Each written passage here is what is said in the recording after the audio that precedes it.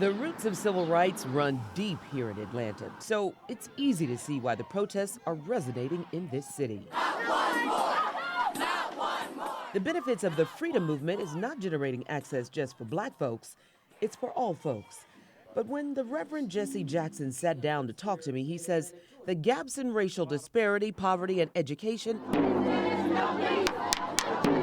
well, they're evident in the Black Lives Matter movement. We're free but not equal. You know, there are those who've said, why are the young folks here in Atlanta, Georgia so passionate? They think this didn't happen here. Why are they so up in arms, if you will, so passionate about taking up this charge to march, to protest? Where is that passion coming from? Hands up! Even those who don't know quite why they're marching, they know that something is wrong. Reverend Jackson says the political climate is right, the tone is set, and now it is time to take action. No justice, no peace. Reverend Jackson, I watched President Obama's address in Dallas. Did it strike the right tone? It struck the right tone. He moved us in some sense, as he had to do, from racial battleground to moral higher ground.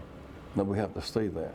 From water fountains to water hoses, even lynchings. The cries for justice go from Facebook Live to the front lines these days, where the message is not always clear. Reverend Jackson also says the Black Lives Matter protesters, well, they need guidance from those who have gone before. I went to jail in 1960 with a group of students trying to use the public library. We were criticized for getting out of our place, criticized by blacks who were afraid, and criticized by whites who didn't want to give up their privileged territory. Reverend Jackson, what are the parallels that you draw from the Black Lives Matter movement to the early days of the civil rights movement? Because some criticize the civil rights movement in the early days.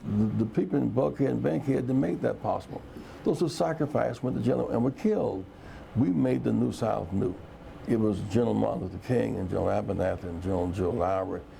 Those in these streets, General Joe Lewis and John Lewis and General Julian Bond, those in these streets made these rights possible. Jackson told me Dr. Martin Luther King's last message and challenge to the American people was to fight for full equality. He says, quote, "The challenges of racism and capitalism without checks and balances are the sins of our society."